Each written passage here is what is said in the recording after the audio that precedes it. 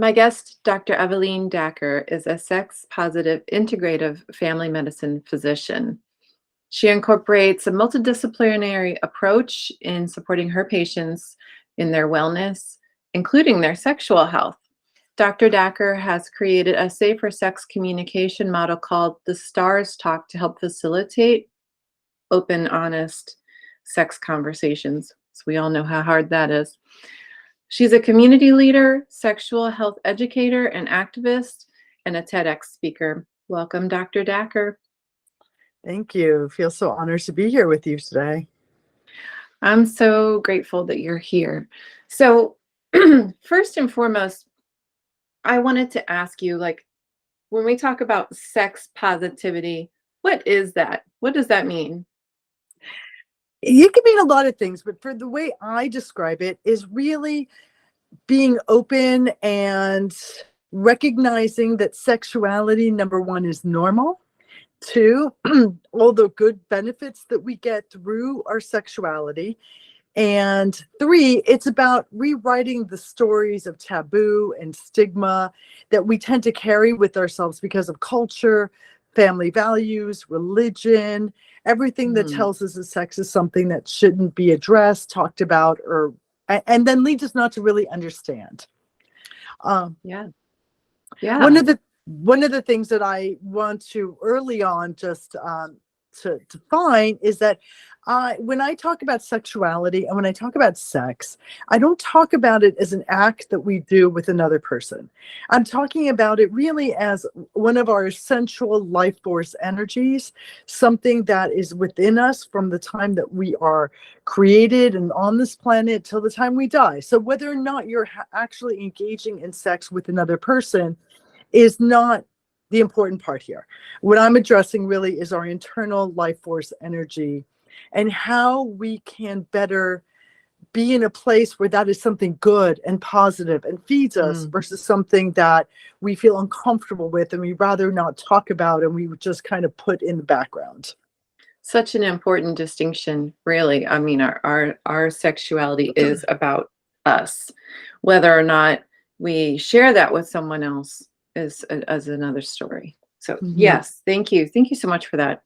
So when it comes to our sexuality, where do we begin to destigmatize, some of those taboos and some of the shame structures built in? Like, how do we begin to destigmatize our own innate sexuality?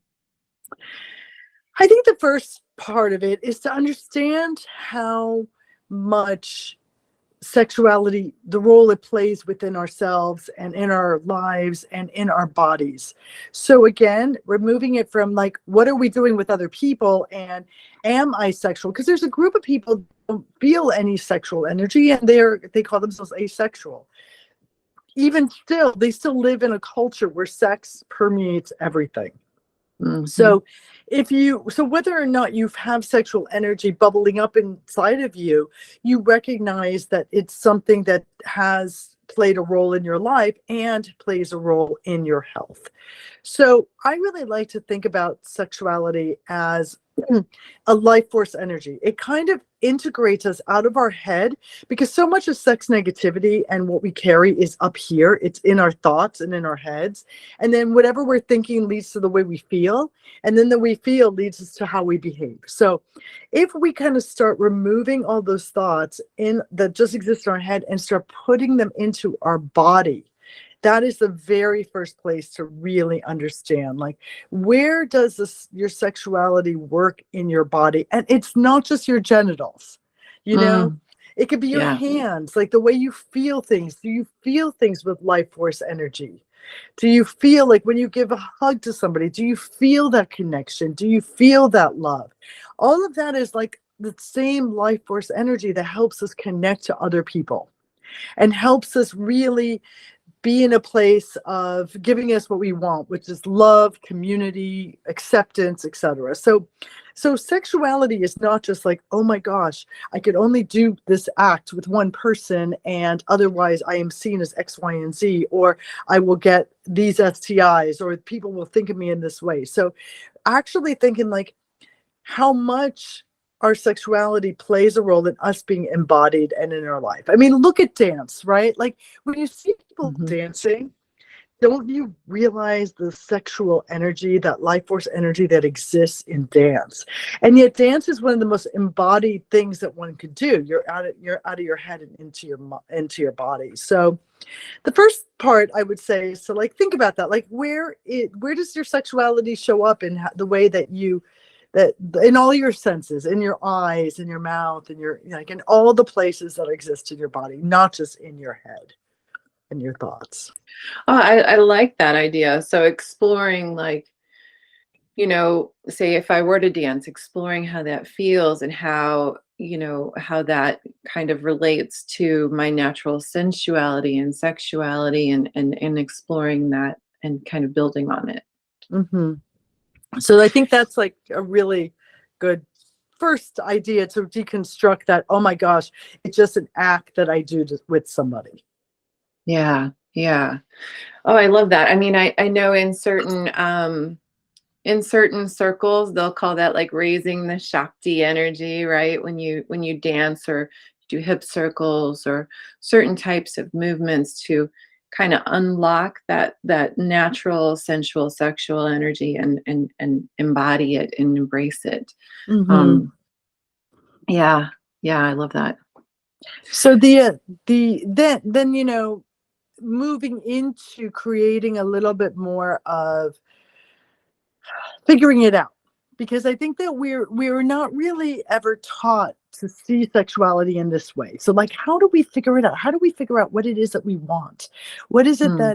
that we don't want? What is, how do we speak our truths, if we and how do we discover our truths? So Yeah.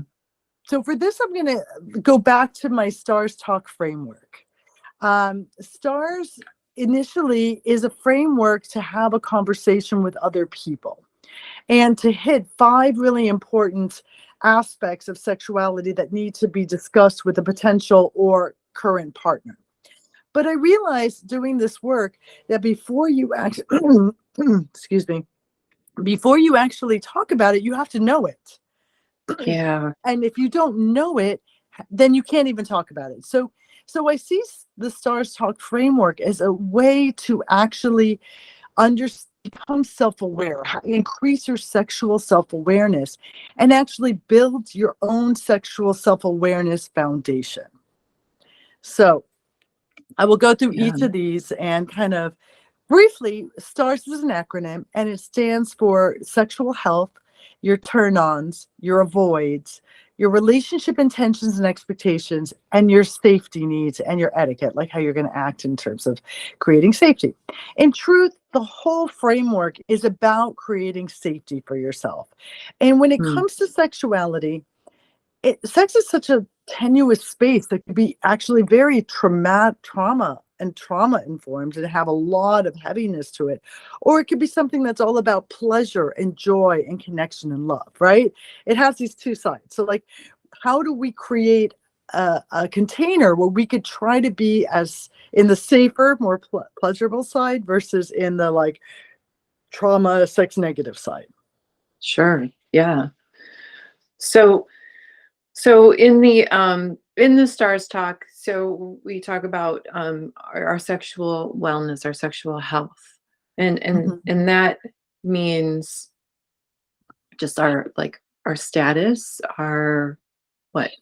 Well, it's interesting because I think that when we think of sexual health, we often think of it in the things that we don't have going right, and the Mm, dysfunctions, like, oh, I have erectile issues, or my libido is lower. I'm going through through changes, hormonal changes, whatever they are. So we think of it as issues. So when we start talking about sexual health, I like to think of it as sexual health and wellness. Where are we well with it?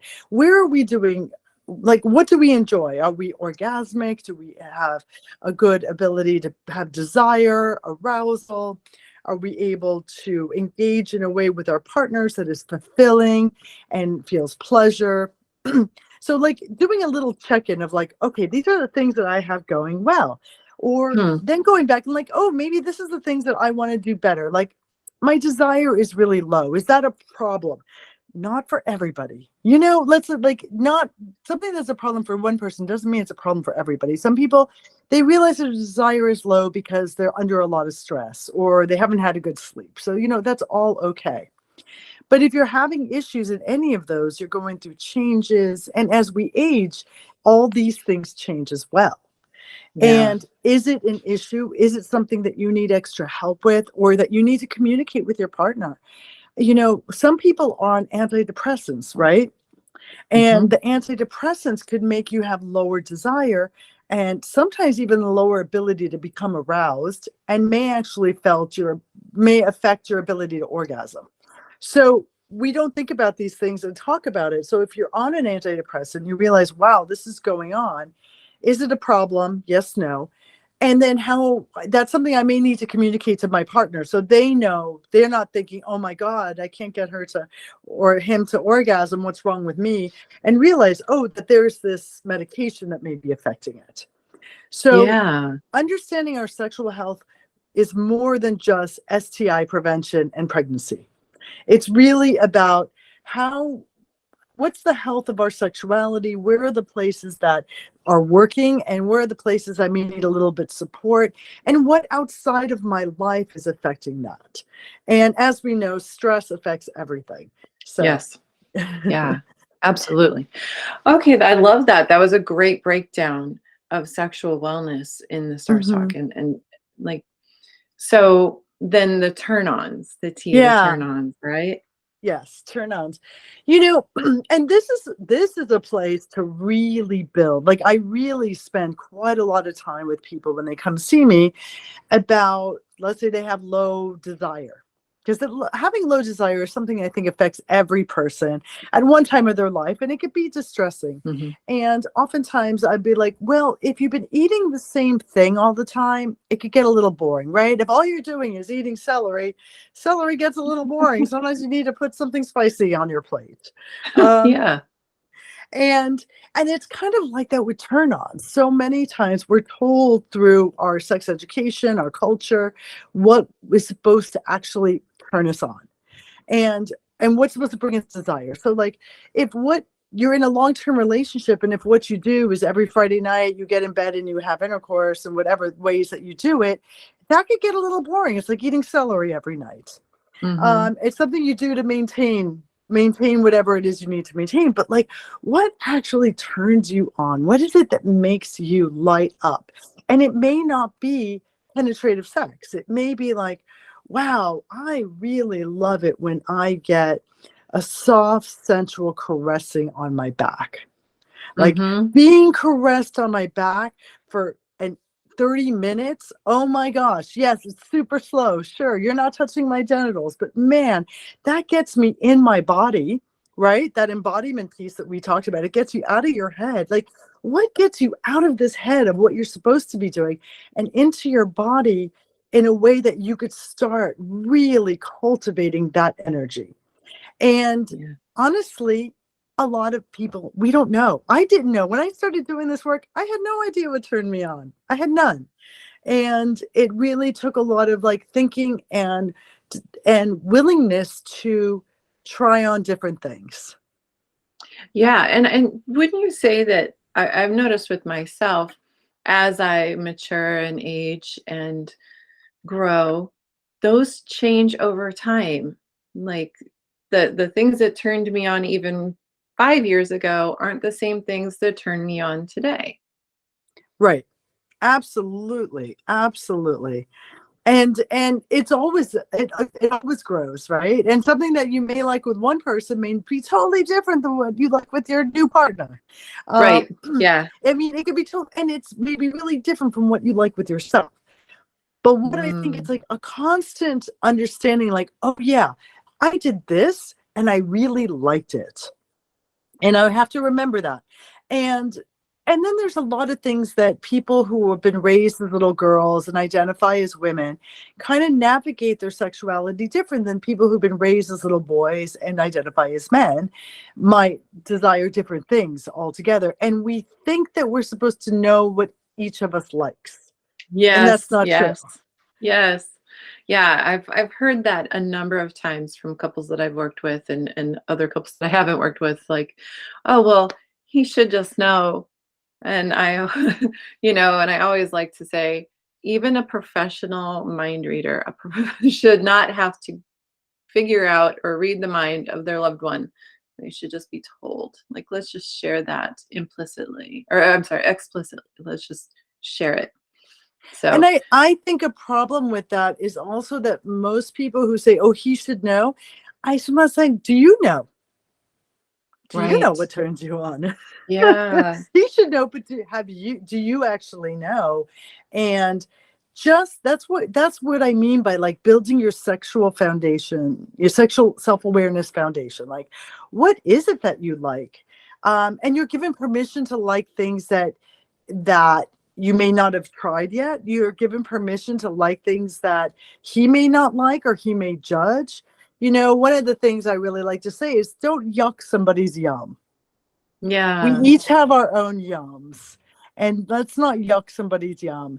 And so then there's the thing, well, how do I even know what I like? I've been doing the same thing for 20 years. How do I know what I like? Well, that's a great time to like do some sexual exploration. I if it's somebody I'm working with who is a woman identified person, then sometimes I'm like, we like to actually have things in our heads, and so more than like thinking about things turns us on more than visual for a lot of people. A lot of people who identify as women. Men, it's more visual. Therefore, porn is like they may turn to porn. But for women identified people, sometimes it's actually like erotica, stories, things that you have Mm. to think about and then you could process and put into your body. So doing things like reading erotica, listening to erotica, going into a store that sells sex toys and exploring that and exploring all the different things that you may or may not have thought about that awaken your senses and put you into your body. So once you kind of Yeah. done that little exploration, then you have this great, like, okay, I know what turns me on. I know what turns me on, like just fantasy wise, but I never want to do that. But I know what turns me on in terms of being touched. I know what turns me on in terms of how I like to be aroused. Like once you kind of build that little toolbox, it's a great thing that then you share it with your partner, right? That's part of the Yeah. source talk. You actually share it. Would you say that, like, it seems like there, aside from yucking someone else's yum, it seems like a lot of people yuck their own yum. Of course, yes. Yeah, Yeah, like, again, that's how we transition from sex negativity to sex positivity. Like realizing that we don't have to feel guilty about what we desire. oh, yes.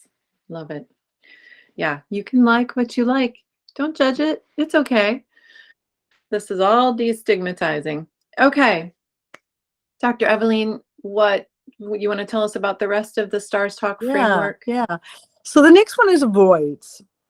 And as avoids are like your boundaries, what you don't want, some triggers, Mhm. um, your your absolute no's, any trauma history. But before I get into that, I think this is a really good place to talk about risk and places Yeah. that we feel risk, right? And what makes us go yuck? Like what makes us go no? Um, a risk aversion can have a lot to do with what shit we carry. So I like to Mm, think of it like as a backpack, right? So you have mhm. all these things in your backpack that you're carrying through life. And over time they become heavier and heavier because we keep adding more things, right? As we go through life, we have more trauma, more stuff. And it makes us difficult to like get through life and walk up that mountain and enjoy that beautiful view we could have from on top of the mountain. So Love if that we're analogy.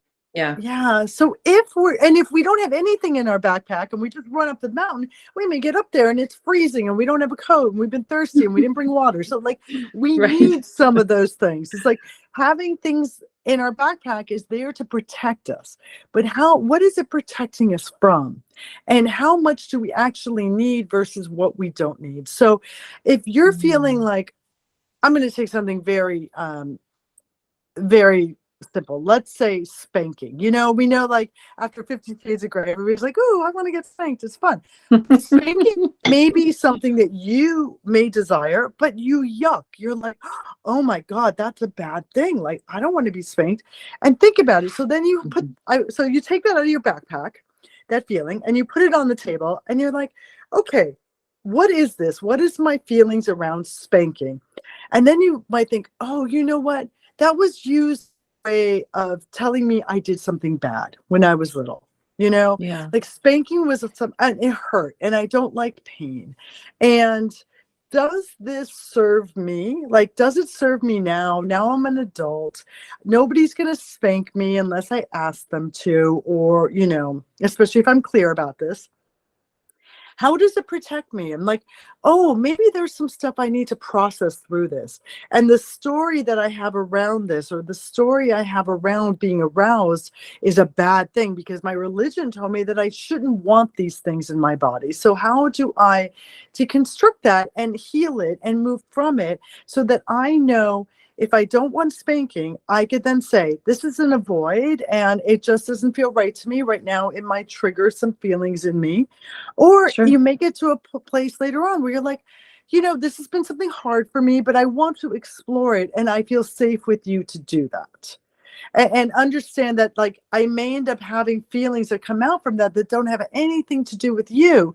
Like if I start crying or curl up, it has nothing to do with you, but it has to do with me. And what I would need from you is to just give me space or to hug me and to tell me I'm okay. So, you know, so Yeah. taking these avoids and really looking at the places that we might yuck our own yum Hmm. or even yuck our partner's yum. How does that serve us? How does that protect us? Or is it something that we're now ready to grow out of and realize that all this textual taboo stuff that we've had in our heads has actually made us more disconnected from our body? And Yes. by being disconnected from our body, it affects our wellness, how well we feel in the world, and eventually will affect our health. Yeah, to some degree, like I correlate like a natural healthy sexuality to like that glow, that healthy glow. Mhm. Because of the embodiment factor, I think we're in our bodies, we're feeling essential, we're exploring the world through our senses. Um, yeah. Would you say that like it seems like in a healthy, safe relationship or container or a sexual container, it seems like this could be somewhat therapeutic to explore some of those things that would be triggering, outside of the container, but possibly healing inside the container. Oh, for sure, for sure. Absolutely. I mean, I think just having a stars talk within a container, like, you know, could actually be very healing because you're going to know and learn things from your partner that you may never have actually spoken because you've never Mhm. thought about it. Like, I really wonder how many people have sat down and been like, oh, this is all those avoids in my backpack. These are the things that are absolute no's. And where are they coming from? Like, some things are important, like having boundaries is important. And whether Mhm. you're using this stars talk as you're building a relationship to say, no, I never don't want spanking, that's a boundary, or you're using it within a container, like, you know, already have one, saying, you know, this has been a really hard thing for me. And I wonder if we could develop a place where we can explore it so I can let it go, or I could work through it like in a therapeutic way. Yeah, so Yeah. either, and in the avoid section, you know, I it is hard because you are part of it. Let's say you're brand new and you're meeting someone and you're trying to co-create a safer container. It is important to put your, like, some things that you may have been traumatized about, like, hey, I have been assaulted, and so therefore, like, if you just casually touch my ass out in public, that may really trigger me. It Mm. doesn't mean I don't like you. It just means, like, wow, that's, and I didn't even realize that, but now I realize that, and we're talking about it. So Yeah. maybe that's something that can be healed, and maybe someday it'll be something that's in my turn-ons. I don't know. Things could shift, and like the turn-ons and avoids are really linked to one each other because they're very fluid. You know, these are not stagnant elements. Things that Mhm. turn us off could be things that turn us on at different times. So being open Yeah. and understanding that. And knowing your turn-ons and your avoids is such a healing process. It's such a healing process because we just take all that negative, we live in a culture that doesn't talk about sex, and it just says that we're supposed to act certain ways and think Mhm. certain things. So if we're not Yeah. doing that, then we could have that, unconscious bias against the things that we really want. There's so much shit in our society around sex Mhm, that it's like, mhm, it's really like we could probably talk about it for days. mhm, Um, yeah, but it seems like when we bring this conversation to another person, or even just, we ask within ourselves, it seems like that can really resort like shift things internally from shame into self-acceptance to some yes. degree. Like, oh, this is what I like. Is that going to change? I don't know, but this is what I like. So I might as well just kind of be okay with that and accept me and accept that part of me. Yeah, so that part is really, knowing your, like, understanding that sexuality is for your wellness and health. So identifying your sexual health is, places. And, also that may be like, as aging, as we age, we need different things. We might need more lubricant, or I think lube should be used for everybody, but like bringing that on the table and being good with that. Then your turn ons, this is what turns me on. And some of it just in my head, and some of it I want to try. And this is Mhm. what I'm discovering about myself. And God, isn't it amazing? And using all your five senses for that. And then your avoids of like, oh, this is where I have boundaries, and they're really important that we maintain that, because boundaries are where I could be in healthy relationship with you. And as I've navigated life, this is some of the things that have hurt me. And I may not want to explore those or be on the table. So please just respect that. And if I get triggered, this is what I could look like. Some people, dissociate or they fawn. And again, understanding Yeah. how you navigate those traumas and then communicating it to a partner is such a beautiful way of healing through that. I love that you mentioned that this is what it looks like when I'm triggered. I Mm-hmm. do X, Y, or Z. I Mm-hmm. might get stony. I might get angry. I might whatever. Um, Right. I might get yeah. passive aggressive. I might, so Hmm. therefore that when that happens, even though you may not be able to deal with it in the moment, you could take a breath and later on be like, either your partner could have the grace for you for what you said you do, or you have the grace for you for doing what Hmm. you said you do. And you Hmm. lean into it and learn from it and try to heal it. Because, there's no such thing as a perfect human. So we all fuck up. We Right. all do things. 100%, Evelyn, a hundred Yeah. percent. We Yeah. put too much expectation of perfection on ourselves and each other instead of just, it's okay. We're all just learning in process human beings. Hmm. Hmm. So then the next part of the stars conversation is the R, is the relationships. Because I Mhm. think sometimes when we're talking about sexuality, we forget that it's relational. Yeah. Even, even if you're asexual, many asexual people still want relationships. You still want connection. You still want love, right? So Mhm. we can't, oftentimes, I think one of the things that fails us in our sex education is we don't talk about relationships. And that R is really important. It's like the overall theme of the R is what sex means to me. Like when I have sex with somebody, what does that mean to me? Who am I in that? And what is it that I want from the other person? So, what are my Right. intentions? So, I call this relationship intentions and expectations, because it's like, what are my intentions with my sexuality engaging? Is it just physical and I just want to have an orgasm, or I want to feel connected with somebody in this sexual space and that's it? And I could say goodbye at the end? Is it a hookup? Or am I really seeking a lifetime partner?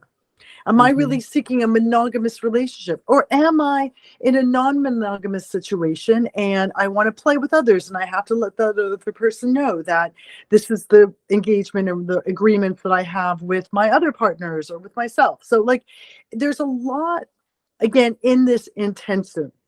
It's not like, and how we do it so unconsciously.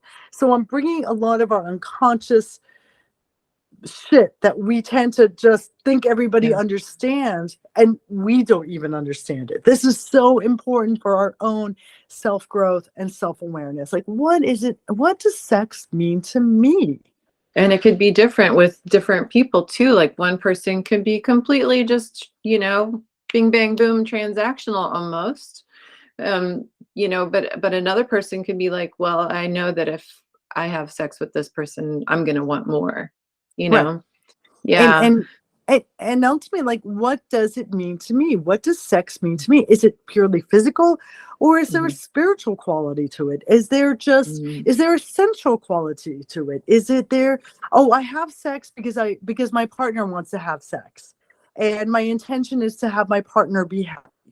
I mean, it's okay. There's no wrong answer, but like, being clear with oneself is so important, and we don't ask ourselves these questions. No, it's such a deep, deep level of self-honesty Mhm.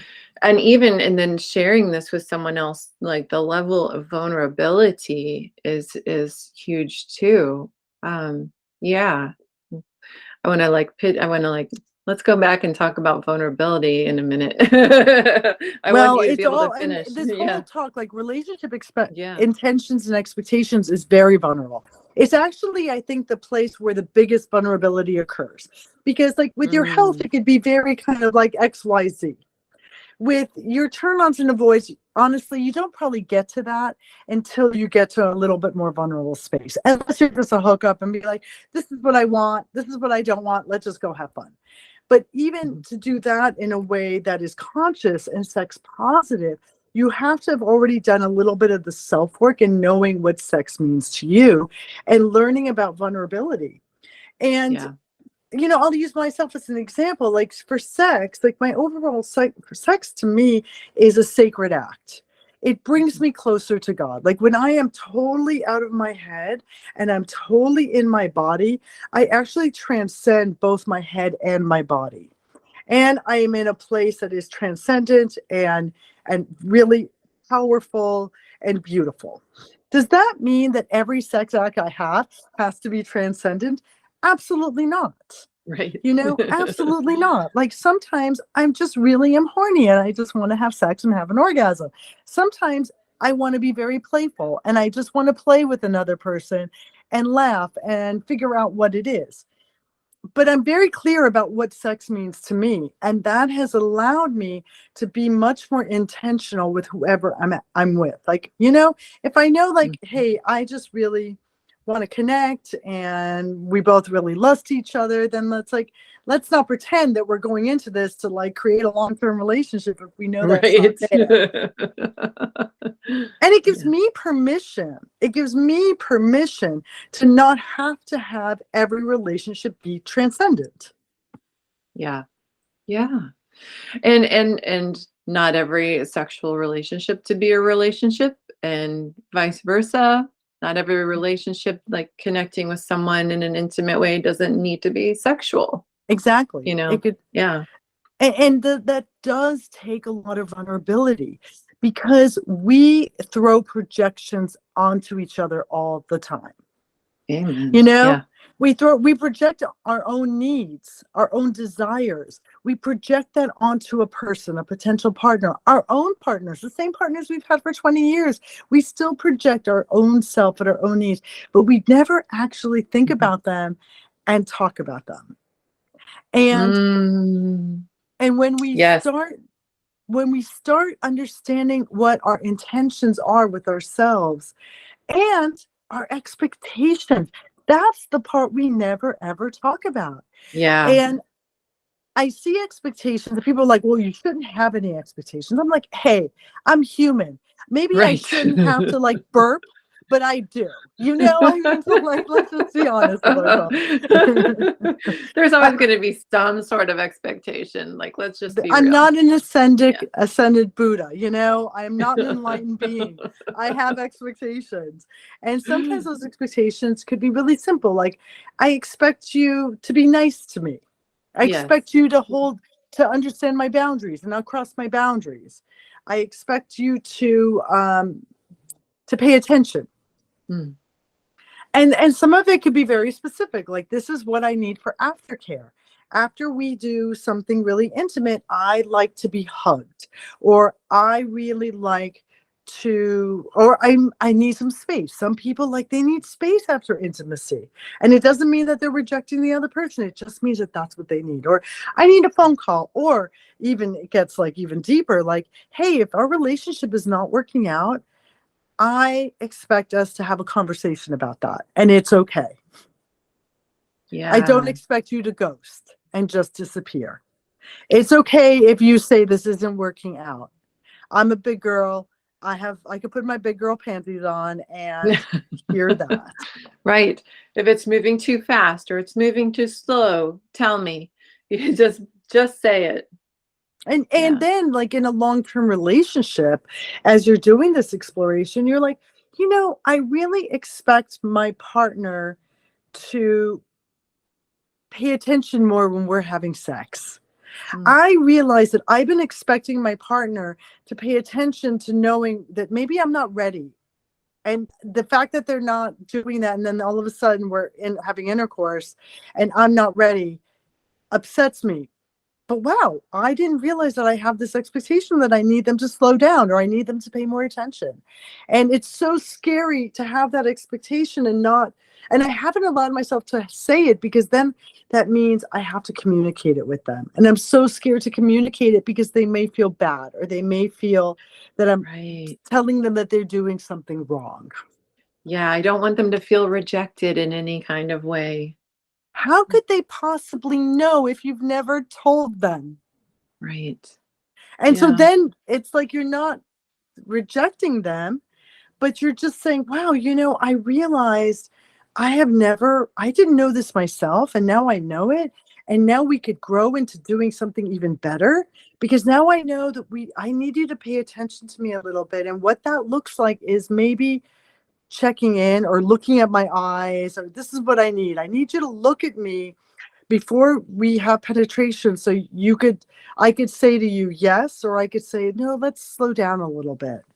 And Mhm. oh, if I'm moving too fast, maybe this could mean I could check in, like, how could we learn how to be more attuned to each other? And this could be a fun way of growing and making our sexual life even richer and better as we navigate all the life changes that happen. Yeah. That brings, like, a really important point. I think we would be remiss if we didn't discuss, sex as we age. Mhm. Mhm. Yes. Yes, for sure. And that's part of it. Sexuality is not the same from when you're 20 years old to when you're 60. I think one of the issues that we have with life is, like, little children, like, we have so many names for the different stages of before we become adults. Yeah. We have newborn, we have toddler, we have child, we have, adolescence, we have young adult, and then we have adult. Yeah. Right? We have adults, and then we adult from the ages of, like, yeah, I don't know, 30 through 80. We may have like old, right? And senior Mm, citizen. We know senior citizen is at 65, but what is old? Like, when do we become old? Do we become old at yeah. 40? I think we used to think so. And then we don't have, like, how that affects our sexuality. So we're Mhm. adults, and then we're old, and when we're old, we're not supposed to have sex anymore. But we don't talk about all the changes in between. And that sexuality is something, again, as long as you're human and you have a body and you have sensual energy and you can be connected to that sexual energy, it could last your whole life. But there are changes that you have to navigate, because, again, when we don't have any words and language, and you're only adult and old, we don't get to understand the changes that happen to our bodies, and navigating those with a reverence. Because one of Reverence. the beautiful things that Yeah. happens with sex, and specifically, is that you go from, like, being incredibly hormonally driven to want to reproduce, because that's why we are sexual, you know, we're there to want to reproduce. So things function like this, right? There's no worries with like maintaining erections. There's no worries with it. There's no Yeah. worries with orgasm. There's no worries in like being able to receive a erect penis and be able to create a new life. That's what we're made to do. But what happens after we decide that's no longer part of our milieu? Like we don't want to have children. We want to have sex from connection and love and pleasure. And then things change, you know, hormones change, and we don't maintain erections in quite the same way, or we're not lubricating in the same way, or the ability to get turned on becomes more difficult because life gets in the way and you have children, and then, you know, there's menopause and you're not sleeping, and then, you know, how do we navigate that when still trying to maintain this vitality? And a lot of it is, again, is looking at how sexuality changes. And the more you're in your body, the more you're embodied, and realize that, like, oh, you may just have to slow down a little bit. You may need a little bit more touch and more eye gazing and more safety and more depth. And then you're able to let go and be in union with another human in whatever ways you do. And sure, maybe it doesn't look quite the same way, but it doesn't mean it doesn't feel just as good. And it doesn't give us, again, what does sex mean to me? You could still have the same transcendence, and it might actually get deeper. It might actually become more fulfilling. It might actually get those needs met that you want, of connection, of embodiment, of joy, of play, might actually get bigger. Yeah, and you know, that's the rumor that's going around out there. That's what I hear. That for those couples that have maintained or people that have maintained a healthy sexuality as they age, that it does just get better and deeper and more satisfying. And I think we have, and I just want to interrupt and just say, I think we have to remember that, like, when we used to think of people when they were 50, we would think of people that kind of look like the Golden Girls, right? I mean, they were all in their 50s when they filmed those original, right? So we think of that as being old, and that's what 50 looks like. When you think about what 50 looks like now, you think of Sex and the City. They were all in their 50s too. Like the latest movie, they're all in their 50s, and it's very different. So as we reach these ages and start moving from 50 to 60 to 70, we're not going to look what our mothers and grandmothers look like at that time, because we do understand these changes, because we are accepting this, because as we build that sexual self-awareness foundation, it brings us power in it. I realized this. I was just at this event this past weekend, and every single person, the average age of everybody was probably about 55 to 60. That was the average age. And there was a woman who was in her 80s that was so beautiful. I mean, white hair, and she still works as a tantrika or a sacred sex, you know, embodiment worker. And everybody was just so beautiful and sexy. Like, if you would put them in any place and you would be like, wow. And I realized, like, we're doing this work as we're speaking it. This is not something that's unattainable. Yeah, absolutely. Oh, thank you for saying that. Absolutely.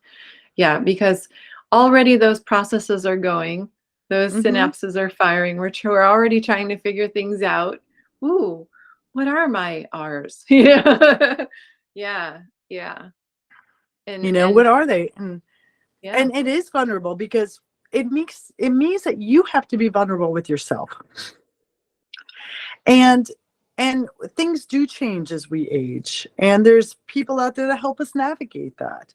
And our sexuality changes. And when I speak to a lot of my patients in their 50s as they're going through this, it's like, hey, this is an opportunity to slow down. And did you ever know that, like, eye gazing can be super sexy. It Mhm. usually makes us feel uncomfortable because we're told that looking at someone so deeply is vulnerable. But as we start taking vulnerability as an act of connection and making it something sensual, it could be amazing. It's really good foreplay. And it's a tantric practice too. Mhm, Yeah, mhm, absolutely. It's this whole conversation is just priceless, I think, because of all the stigma, because of all the shame, because of all the trauma. I think that it's just really super important to talk about this. And also, you know, I think I've mentioned to you before, like I'm a cards on the table kind of person. mhm, I didn't used to be. I used to be mhm, very much a beat around the bush kind of person. mhm, But the thing is, like, so many people I hear, I'm tired of the games, I'm tired of the dating games, I'm tired of all the, whatever. Well, the opposite of that is cards on the table. mhm, Yes, it's vulnerable. Yes, it's uncomfortable. And yes, it's empowering because, they could take it or leave it. And then guess what? You get to move on with your life, or you get to, either way, you get to move on with your life. But at least you're just putting it out there. That's who you are. That's what you got. Let's talk about it. mhm. Yeah. And yes, I'm someone who's kind of more of a direct, put it on the table sort of person. But there's so many ways of doing that that feel will go into the last S, which is safety. It's Mm. safety needs. It's your etiquette around safety. And when people think of safe sex, they think of condoms and contraception. They think of Yeah. STIs and pregnancy, and that's it. Like that's it. That's the Yeah. only thing we have to be safe about. And safe is a misnomer because there's no such thing as safe. The more you try to create a safe life, the more you're just insulated and not living life. To be alive means Mhm. you do things that aren't safe. Every time you get into a car, you're taking a risk, right? Yes. I mean, you're Yes. taking a risk with everything. Just being alive is risky. And what do you, again, that risk backpack? What are your fears? What are you scared of? What's in there that you need some extra guidance to help feeling safe? So the safer needs are not just about condoms and contraception. That's important. But it's also about what are the things that could come into play? Drugs and alcohol. How do we talk about that in safety, right? And we Right. know that alcohol can affect our ability to consent. Mhm. So let's put that on the table. Let's talk about that. Let's talk about other drugs. One of the drugs that I just was at the sexual health conference and I learned about is like cannabis actually increases an orgasmic ability and allows more of that embodiment.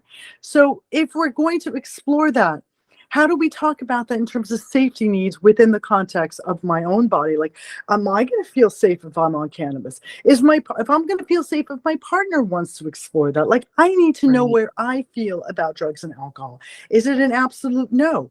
Why is it an absolute no? Is it stories I've been told, or is it because I know in my body it's an absolute no? So again, thinking about drugs and alcohol. The other ones are like, let's talk about religion. How did Mm. religion come play into our thinking about sexuality?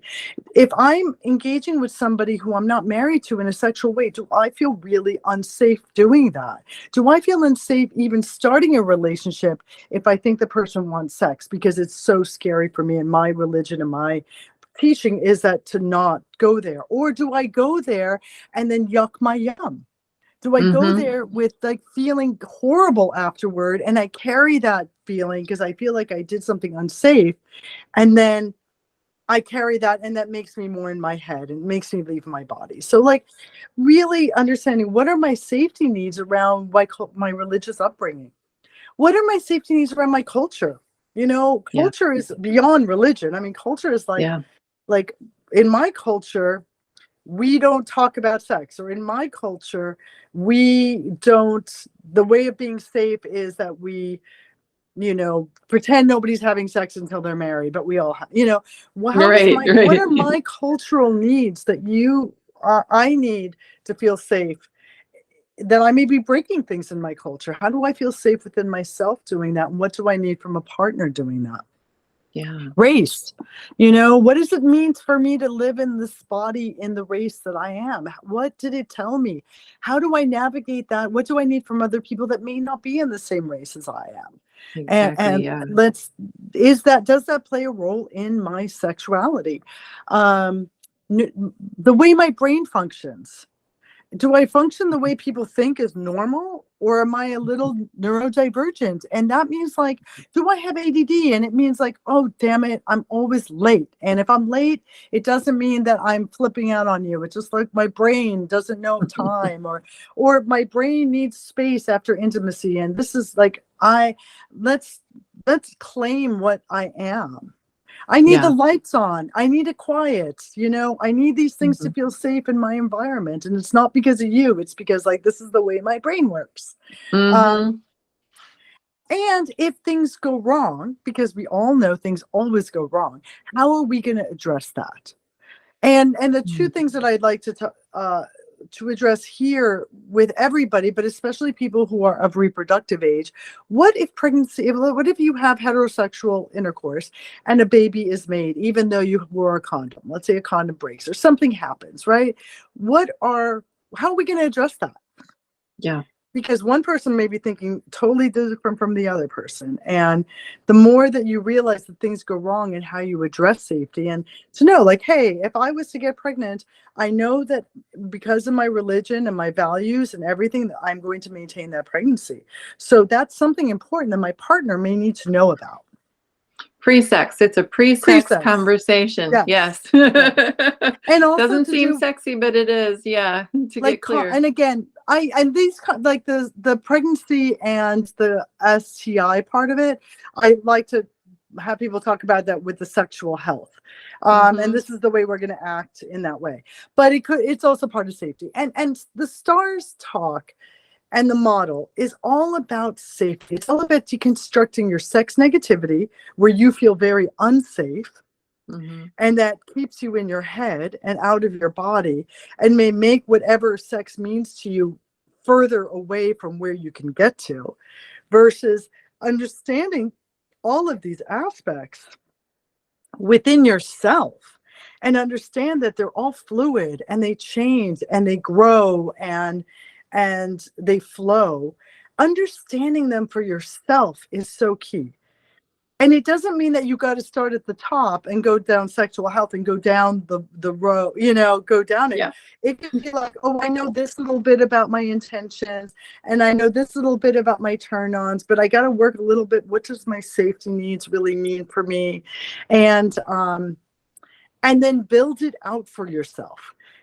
Build Mhm. it out for yourself. Like, put it on a Google document, put it on a Word document, like, start writing it in your journal. Like, think about where it is that you need for yourself ever before you know to communicate it with somebody else, wherever you're at. And, I created a workbook for people to help them think through this and create their own documents. And I think that's a really important place to move from sex negativity towards sex positivity, that life force energy vitality, Mhm. connection vitality, pleasure, enjoyment, love, right? I mean, our sexuality is this wonderful place where we could feel pleasure, just like eating. Like, when Mhm. we see eating as a place not just to feed our body, but as a place of joy and pleasure, it could really change the way you do things. And even like there's some correlation in some belief systems that between sexual energy and creative energy, and in any kind of creative endeavor like art or writing or whatever. So like, how does your sexual self-expression correspond to that form of self-expression or repression, or what's your relationship with that too? Um, yeah, wonderful. Now, I love that you made a workbook. Let's tell people how they can find the workbook. It is on the website Make Time for the Talk. Okay, maketimeforthetalk.com. .com. Yeah. Get your workbook, and it'll help fill in the bits about the stars talk can help you develop more sexual self-awareness so that you can share that with your partner or future partners or just yourself. Just Just yourself. yourself. Yeah. I mean, Yeah. it's called make time for the talk because you got to make time for yourself to know Yeah. what your talk is, right? I mean, it's a process, and going back to aging, or as we live our life, I think we need to make space for the ways that we mature through life and change through life, and see it as a journey rather than a destination. Yeah. Well, I kind of think that is true for all of life. There is no like final destination. I don't know for anything really. I mean, Mm-hmm. parenthood, they're still your kids when they're in their 60s, if you're still alive, So, I mean, there's just no final destination, I think, for any of it. And that's one of the things I personally like want to just get on saying more often. Like, it Right. is all a journey. It's everything. It's a journey of self-discovery and of figuring out where we fit in this world and what we want and what we need from this world and from ourselves. Yeah, yeah. And I just really also want to just bring up, like, we think of self-care, and when we think about self-care, we think, oh, we need to make sure we're sleeping well, or we're brushing our teeth, or we're getting massages, or we're taking time, to read, all these different self-care. But understanding your sexual energy and being in touch with your sexuality, regardless if you're in a partnership or not, is a really important part of self-care. Yeah, yeah. Thanks for clarifying that because I do absolutely agree with that. I wanted to talk about real quick. So what about people that like? Do you ever meet a leaky sexual energy person where everything like it's almost like everything just becomes like it's almost like a leaky energy goo. There's no container within themselves for the sexual energy, so it just kind of happens on the person that they're next to on the subway or Mhm. something. um do you have any like advice or some kind of like something to help people gain some self-awareness about their sexual energy, if it's restrictive or if it's no boundaries or. Well, of course, somebody with leaky sexual energy probably is leaky in many places in their life, right? Mm, They're probably leaky at like needing validation. They probably have a lot of un. They're not aware enough to have that container, to have those boundaries, because you need to have boundaries and not be leaky or not be a wall. You have to have self-awareness about that. Boundaries can be, too porous or mhm, leaky, or too mhm, tight and be a wall that you can't penetrate. So, if there's somebody that you're close to that is leaky, and you can have an engagement with and just exploring, like, hey, maybe some good boundary work is important, and them understanding boundaries and creating them, because they're obviously having the unmet needs that they're trying to just gravel for. And some interesting. of it is society too. You may have someone like who just really wants, what's coming up in me. I just watched Pamela Anderson's documentary, and it was beautiful. It was a really powerful documentary. But this is a woman who probably had very leaky sexual boundaries, right? Like, she was so, like, society only saw her as sexual and only saw her, and she used that to get love, because what she really wants and has always desired is true understanding beyond that wall of this effusive sex, Mhm. to a deeper understanding of self. Like, that's really the whole movie is like, whoa, she really wants. But again, when everything in society is teaching you to get your needs met through sexuality, whether it's a Mhm. person in a man's body and a person in a woman's body, whatever it is, there's a lot of non-binary body. There are people that just because of culture, society, their needs, just don't know how to navigate getting what they want in other ways. And having Yeah. your own boundaries around that and self-awareness is what's going to protect you. I actually, I can just own, I went through a phase like that where I didn't realize that I was putting my value on my personal intrinsic value on my sexual value. Like, you Mm-hmm. know, I was using that to prove my worth with romantic partners, and that wasn't necessary. Mm-hmm. That's just where I was at the time. Yeah. And that's because we're taught that's sex negative culture. You Yeah. know, unfortunately, that's the culture that we're brought up in, and that we're taught that's okay way for us getting our needs met. And Yeah. it happens. And where's that? And you see it a lot in young adults, and because we don't have any models for doing it different. And my hope is through some like the stars framework or any model that may come of whatever significance, is that we reclaim that we reclaim our own power and our own understanding, because it is ours. Yeah. And that then we could actually communicate it with people so that we could co-create something that we really truly want. Oh, and that just feels really good in the system to hear and to imagine, right? Mm-hmm. Creating that thing that we really want. Yeah. Mm-hmm. Mm-hmm. So, Dr. Evelyn, aside from the STARS talk, are there any other best practices that people can implement to like today, to start being more sex positive in their life? So we've got the framework that they can look at and self-examine. Is there anything else that they really need to know? Be curious. Yeah. Okay. I love it. Yeah.